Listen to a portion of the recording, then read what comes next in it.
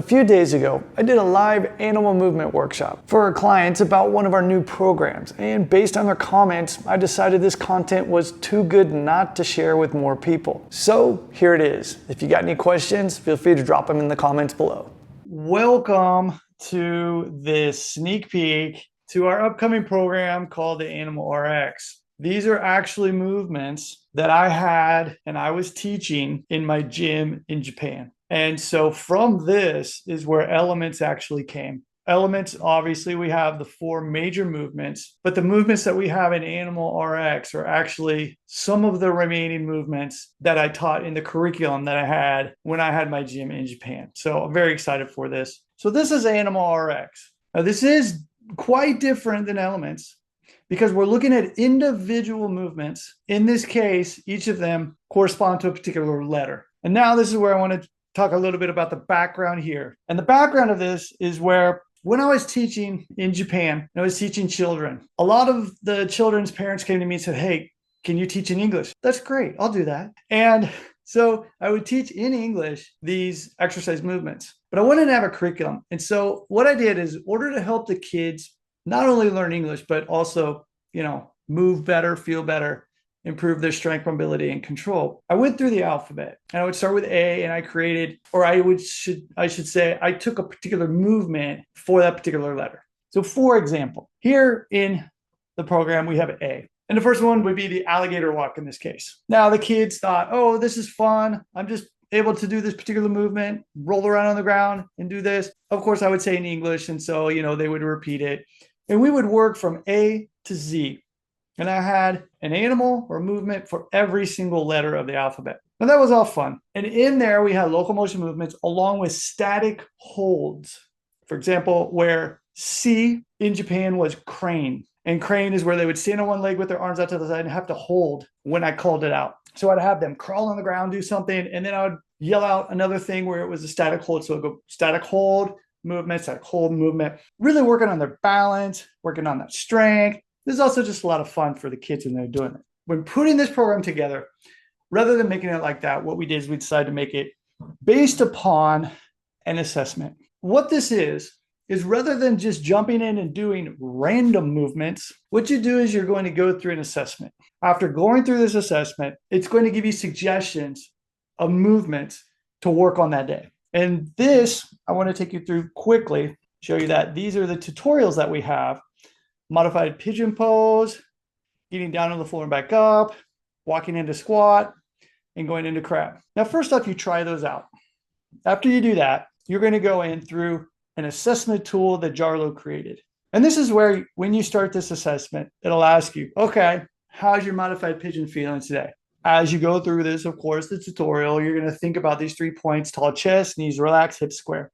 You say, okay, yeah, it's pretty solid, or maybe it could use some more practice. It definitely needs a lot of work. So let's say that this is difficult. And you can see here, Jarlo gave an example of how it might be difficult. This is a great example right away of not just, oh, I think it's solid. What does solid mean?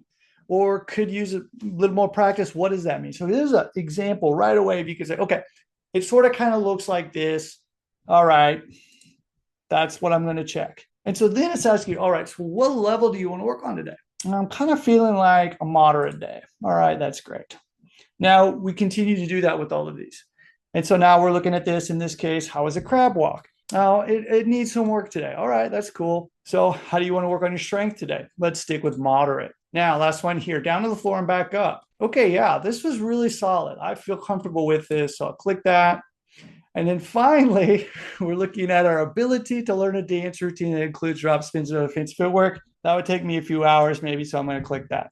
All right, now, once we submit this, what's going to happen is that it's actually going to give us some movements for us to explore today. And in this case, we have quail, crab toe taps, octopus, and just for fun is going to be the egg roll. So the way, again, that this is working is it's not just a matter of, okay, here's a bunch of movements, let's try them out. It's really specific to where you are today, what you want to do, and hey, let's have some fun with it. And this really is similar to how I used to do things when I was teaching the kids in Japan, but bringing it more along the side of what do we need today? Really looking at the praxis side of things in which we can practice stuff, but do it in a GMB manner where we are improving our mobility, we're improving that control strength, but again, having fun with it. So now we have our training plan and it's going to give us those movements and we'll have those down.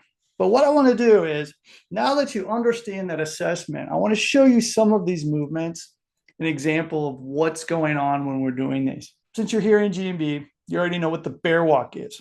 So what I like to do is actually take a look at some stuff that you might not know. And these are some of the new movements that we have in here. Some of the movements you might know in a different name, but I wanted to stick with some of the animal related type movements. And so while this might be called something somewhere else, for this program, we're having fun and putting a different name to it. Now, and this is Mercedes, one of our lead trainers, and we shot this entire program together. It was a lot of fun. And the cool thing about this was it wasn't just me, putting these movements together. Mercedes also had input.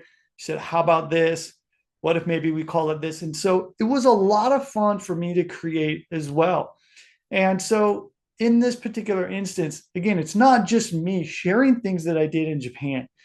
It's complete revamp, if you will, of looking at, okay, how can we take assessments and take movements that are actually going to help to improve strength, flexibility, mobility, as well as control in a really fun manner that's quite different than elements. And that this is one of those things where if you just wake up today and you're like, you know what, I just don't know what to do today, jump in here, go through the assessment, and it's going to give you some things to play around with. This is the armadillo. Basically, it's just a forward roll. We want to tuck up into a nice ball, make sure that we stay in that ball as we roll over. Now, I'm going to show a couple ways to do this. First off, you're going to start in a very, very low squat, in a squat that is comfortable for you. Okay, that's really what matters. You're going to be placing your hands down on the ground, and all I would like for you to do is bend your arms and start to load your body forward and actually just place your head lightly on the ground. You're not going to roll from here. I just want you to make sure that you're comfortable actually going close to the floor. Then you can come back out of this position. All right. So once you can do that, it's going to kind of let you know that you're going to be okay. Now, as I mentioned earlier, you don't actually want to have your head on the floor when you roll. This is important. You want to tuck your chin. And as you go, loading down here, I want you to actually look through your legs back over here. So when you're doing this, this is going to ensure that you're staying tucked in this ball. At no point during this roll should you open up your body. So as you're rolling over, if you open up, you'll smack flat on the ground. We don't want that. So this is why I like an armadillo and staying in that little ball. So Mercedes is going to show you here. She's going to come in here. She's going to tuck her chin down. She's looking through. Let herself fall over. This is important. So you're not jumping into the position. You're letting yourself fall. So as she does this one more time, and from there is great. From there is great.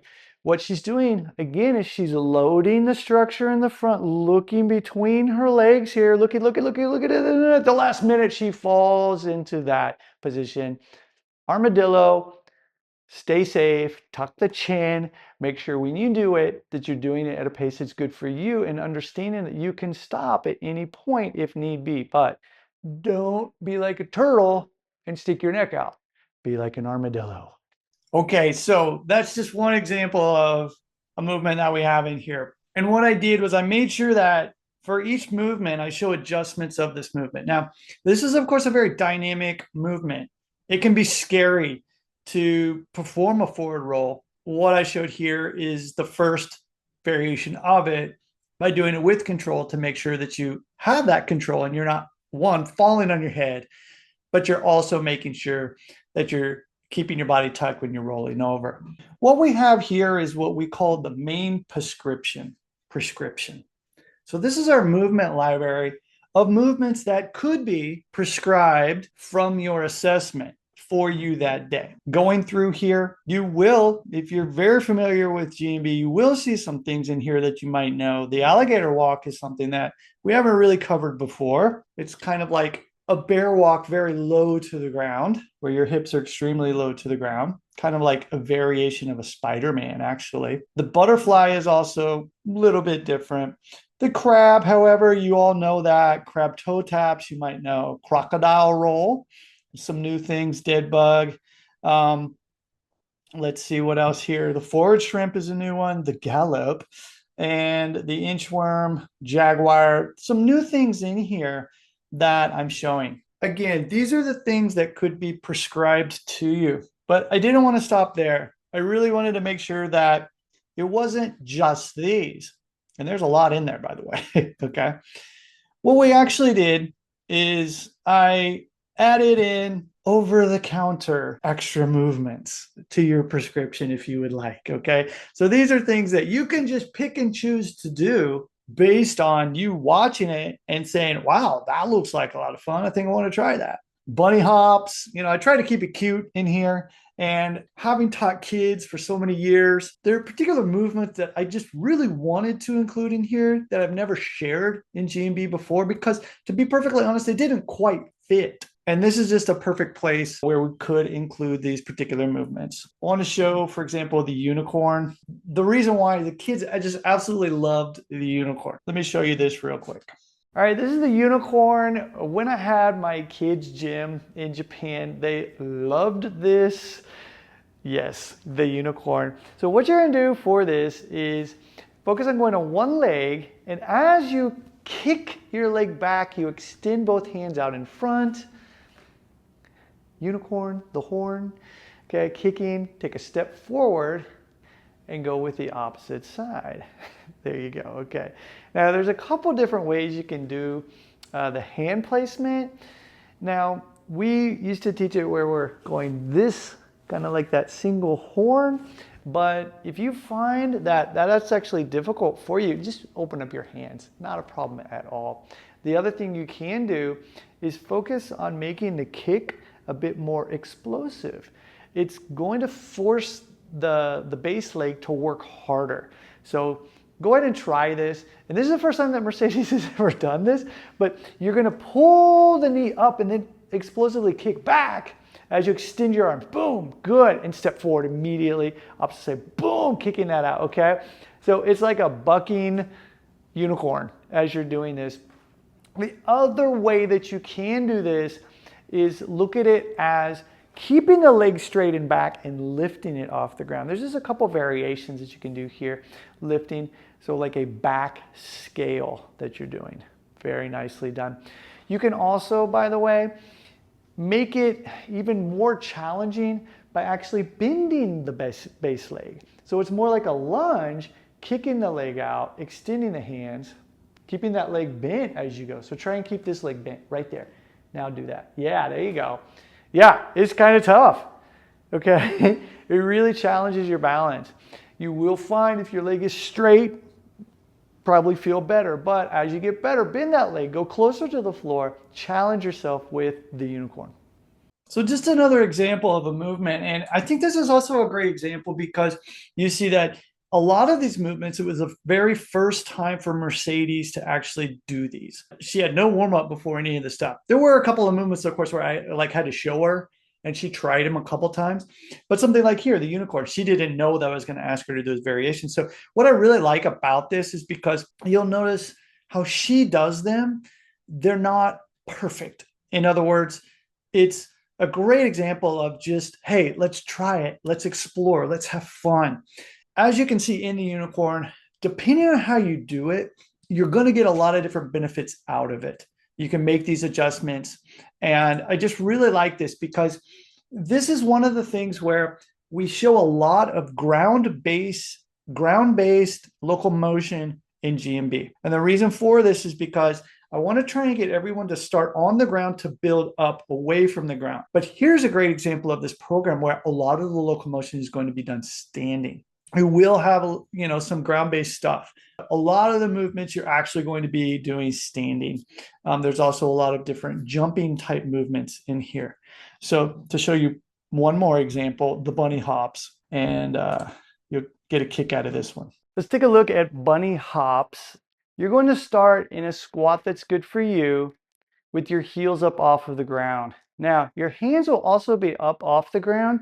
And what you're going to do is lightly place your hands in a position in front of you that's good. Load the hands and immediately hop forward into that squat, bringing your hands up off of the ground. And so this is testing your balance coming into this squat, as well as helping you to strengthen your wrists, your arms, the shoulders. And these should be very, very small hops, very controlled. Think cute little bunny hopping around. And if you think that, it'll help you to actually become light when you're performing this movement. So Mercedes has her feet really close together. If you have trouble doing that, that's fine. Ultimately, if you can get your knees to touch as well, that's a good variation of this. But again, think of doing this very light. You're hopping in and immediately bringing your hands up off the floor. So your hands really shouldn't be in contact with the floor too long. It's simply to support yourself, to allow yourself to do that little bunny hop. So again, another variation, and going through elements, it might look like a baby frogger of sorts. When I'm talking through these things, I'm looking at these in different ways to give you different attributes in order to help you with different things that you're doing. Let me give you one other very different example. And by the way, you can see here the origin story, where these come from. There's a full video about me and my gym in Japan and where this all comes from, how to break this down at your own level, setbacks. If you have setbacks, what to do. And then, for example, if there's a particular movement where you're like, this is like really too easy for me, Ryan. Well, in that video, I show you and explain how you can really step things up and really push yourself with these movements. I posted this actually on Instagram. And so if you've seen some of the Instagram stuff, then this will be familiar, but let's go ahead and go through this real quick. This movement is called the slug. It's tough. And it's especially tough if you're not on a floor that allows you to slide. So we're here on mats. And again, it's just tough. So I just want you to be aware. And because of that, there's a few variations that we can use to help you to understand the movement. So Mercedes is going to start face down. She's going to bring her arms out to the side, pulling the arms together with palms up. You're going to drive your forearms into the ground. Now, the goal is to pull yourself forward like she just did, which was fabulous. But again, this can be tough. So I'm going to ask her to do it this time. Your focus is going to be on your toes and your feet. You can help walk yourself forward if you have trouble doing this. Just little by little, as you're actively trying to pull your elbows to your pockets.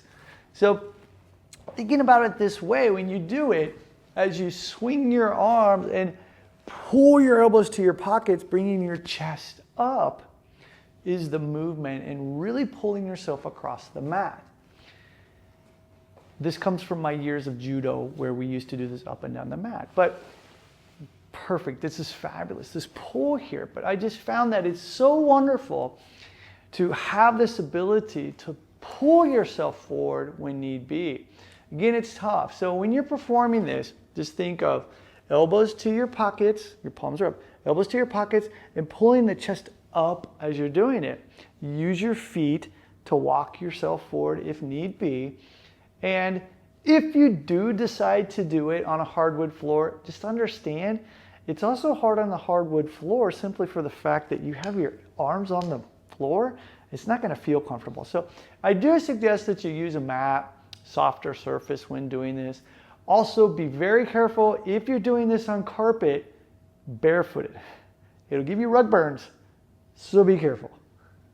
All right, so there's just another example of kind of a fun movement, slug. I go back from my judo days, actually, that I used to do. But these are all movements that I had the kids do, and they just absolutely loved it.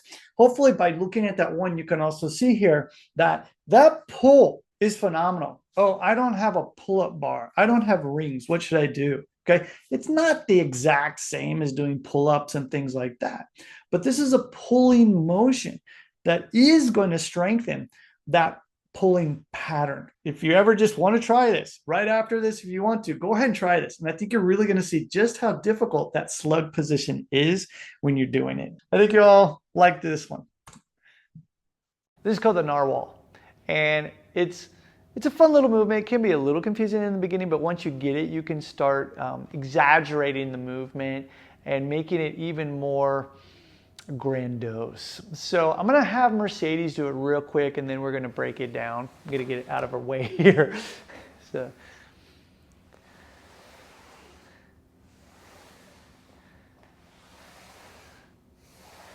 Perfect. And she did it real nice and slow, so this is great. So basically what you're doing is simply folding your body and opening your body on the side. So the very beginning, let's look at where Mercedes does this as she faces the camera. So you're opening first by rolling onto your side.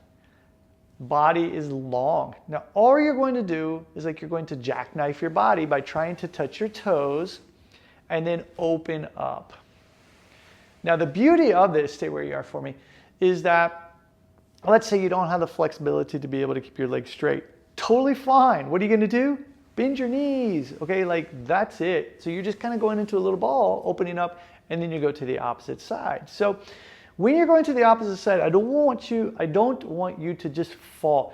Go with control when you're doing this so that you're really focusing on how well can you control your body as you turn to go into the prone position as well as on your side. So then as you pull your body in, whether it be legs straight or legs bent, as you're opening up, imagine pushing the backs of your arms and the backs of your legs as you're doing this. When you pull your body together, it's the opposite. You're pulling the front part of your body together as you're doing this. So you're adding tension to your body when you're doing it. Now pushing away, opening up. And this is what I meant by earlier. You can make this very grandiose, explosive by simply bringing the focus to adding more tension, whether it be on the rear chain or the front of your body when you're performing this. We just want to add one thing to the narwhal here is that if you master this, there's a good chance that you could go to the Olympics. Now, hopefully you all got that joke. In the breakdancing portion of the Olympics, the last Olympics, the lady from Australia actually performed this movement. Mercedes is Australian. And so she was the one who says, oh, you got to mention this. And so that's why we threw this in here. We've also included some other stuff. We've got, looking at some wrist pain during locomotion, beginner modifications, and building strength with animal locomotion, and included some other YouTube videos down here that are related to all of these. And there's about 47, I think there's exactly 47 movements that I included in this program. And once again, it all starts with your assessment, going through that in the beginning of the day, and then going through the movements that it gives you. Or if you want, randomly choosing things and just going through that. But again, you do have the option to actually just choose at your will, have fun, and do what you want. Hi, Ryan. Hi. Cindy here. Cindy, I have a question. Yeah. How is there like a time on these? Like a 30 minutes, or is there a 20 minute? Is it? Great question here. So look at doing these for about a minute. It's just a minute each. And the thing is I suggest that you just start off with a minute. And then if you feel like doing a bit more, then do a bit more. And so this isn't one of those things where here's a 15, 30, and 45-minute option like we have in our other programs.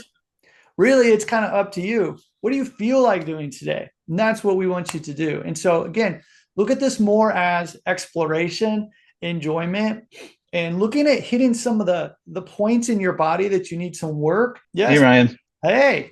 Good call. Hey, I have a question about in terms of like if we're already working through elements or something, and things like Frogger and Monkey are still really challenging, and we're like really regressed or at the very basic. How would you say this kind of compares in terms of difficulty? And then also, like, how would you kind of work it in if you're already doing one of the other programs? Great questions. Yeah.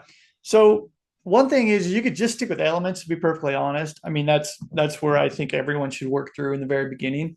But this is also an option, for example, that can be done pretty much at any level. For each, you saw some of these videos, and saw how I said, okay, here's how you can make adjustments and here are a few variations. But I would look at it more like, as in your case, if you're already working through something, think of it like active recovery, if you will. So it wouldn't necessarily be a program.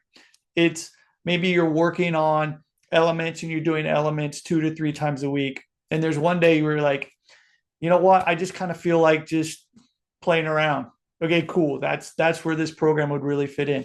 But again, because you're working on those assessments and going through, it's not just going to be random. It is going to be something that you're going to really benefit from, because it's going to help you with those pain points that you identified by going through the assessment. The adjustments that I give you are going to be set at a point where each movement you will be able to do at the level that's appropriate for you. The forward roll, that the very first one that I showed you, the armadillo, you might not even do the full roll. It might just be a matter of getting into that squat position and trying to bring your head down to the floor and come back out. I want to be very clear.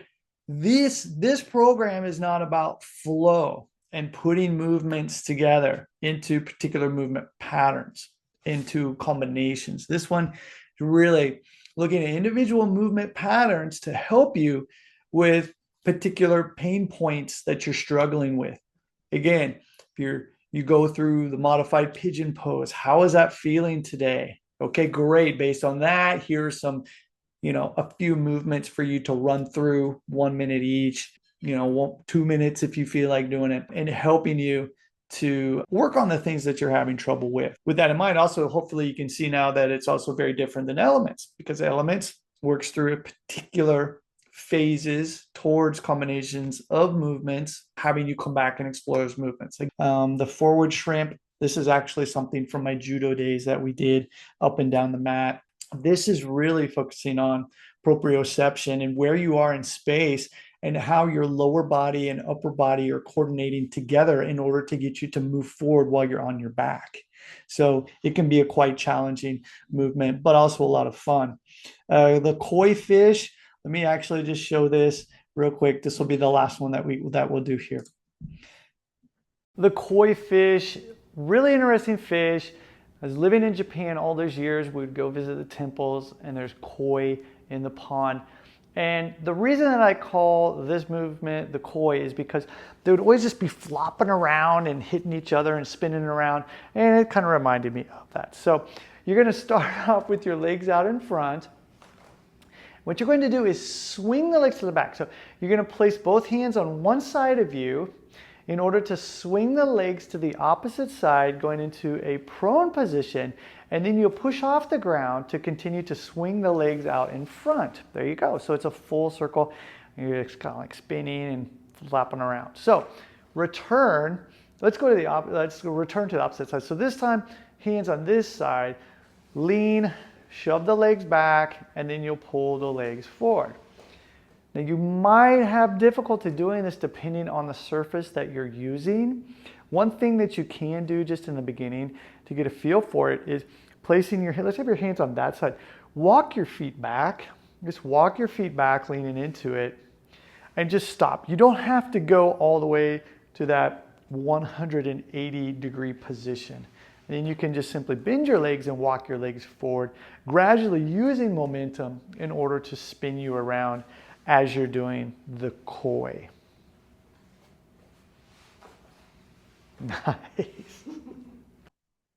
Okay, so that's just another example of something that's in there. Don't think of these as necessarily like, will this help get me abs, or will this help me with the high frogger? Just simply look at them as different ways to move, explore different movement patterns while just having a bit of fun. I love doing these workshops for our GMB clients because they give me a chance to share ideas, concepts, and interact with our awesome community. Now keep in mind, the point here in this workshop wasn't about those specific movements, but how we use them to get the desired results. And this is the main idea all of our programs are built around. And check the link in the description for more training resources and links to all of our programs. And again, if you have any questions, please let me know.